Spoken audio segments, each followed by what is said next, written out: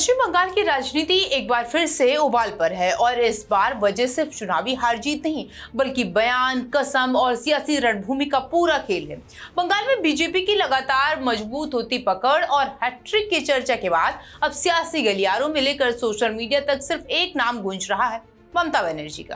कहा जा रहा है कि ममता बनर्जी ने सत्ता बचाने और बीजेपी को रोकने के लिए हर दांव चला, साम दाम दंड भेद सब कुछ आजमाया, लेकिन नतीजा उनके पक्ष में नहीं आया। और अब इसी को लेकर के सवाल उठ रहे हैं कि क्या ममता की रणनीति फेल हो गई, क्या उनके बयान उल्टे पड़ गए। दरअसल विवाद की जड़ बना ममता बनर्जी का एक भाषण जिसमें उन्होंने अल्लाह की कसम खाई और बीजेपी को समर्थन करने वालों को लेकर कड़ा संदेश दिया। ये बयान उस वक्त सामने आया जब जनवरी में कोलकाता में एक सर्वधर्म सद्भाव मार्च निकाला गया। ये मार्च 22 फरवरी को अयोध्या से रामलला के प्राण प्रतिष्ठा के बाद आयोजित किया गया। ममता बनर्जी ने इस मार्च की अगुवाई की और इसे धार्मिक एकता का प्रतीक बताया। वो मस्जिद गई, गिरजाघर गई, गुरुद्वारे गई, लेकिन मंदिर नहीं गई। यहीं से सियासत ने नया मोड़ लिया। बीजेपी ने इसे चुनिंदा सेकुलरिज्म करार दिया और इसी के साथ ममता पर तुष्टीकरण की राजनीति का आरोप भी लगाया। लेकिन असली बवाल उनके भाषण के बाद खड़ा हुआ। ममता ने रैली के बाद वो संबोधन में अल्लाह की कसम खाई और बोली कि बीजेपी को समर्थित करने वाले, उनको समर्थन करने वालों को कभी माफ नहीं किया जाएगा।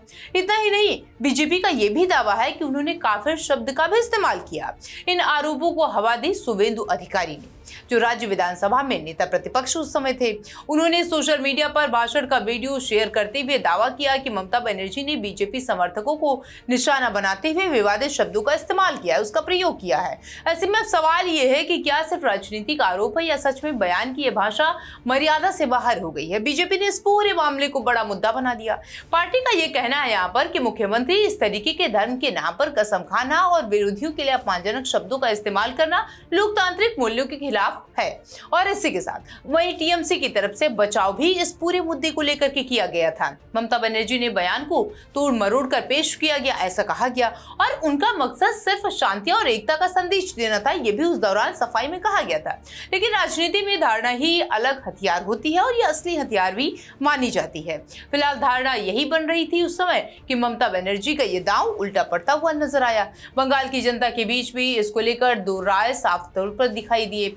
एक तरफ वो लोग ममता के इस कदम को अल्पसंख्यकों के साथ खड़े होने की कोशिश मानते थे, वहीं दूसरी ओर ऐसे लोग भी थे जो इसे खुला धार्मिक ध्रुवीकरण बता रहे थे। और इसी बीच बीजेपी लगातार नैरेटिव बना रही थी कि ममता बनर्जी की राजनीति अब विकास से हटकर पूरी तरीके से तुष्टीकरण और भावनात्मक मुद्दों पर आ गई है। अब यहाँ पर सबसे बड़ा नुकसान ये निकल के सामने आ रहा है, सबसे बड़ा सवाल ही निकल के सामने आ रहा है कि ये ममता बनर्जी की तरफ से जो बयान दिया गया था उसी की वजह से ये सत्ता गई है, या फिर उनके बयान को सियासी नुकसान का जो कारण है वो बताया गया। क्योंकि इतिहास गवाह है कि जब भी राजनीति में शब्दों की मर्यादा टूटती है तो उसका साफ तौर पर असर सीधे जनता अपने फैसलों पर डाल देती है। और यही वजह है, कहा जा रहा है कि ममता बनर्जी के वो बयान, अल्लाह के वो कस्में, वादे और तमाम ऐसी चीजें की गई जिसके बाद भी अब असर देखने को नहीं मिला है। और यही वजह है कि अब 4 मई को वो पताका फहराया गया बीजेपी की तरफ से, जनता की तरफ से, और बताया गया कि आपके वो तमाम बयान थे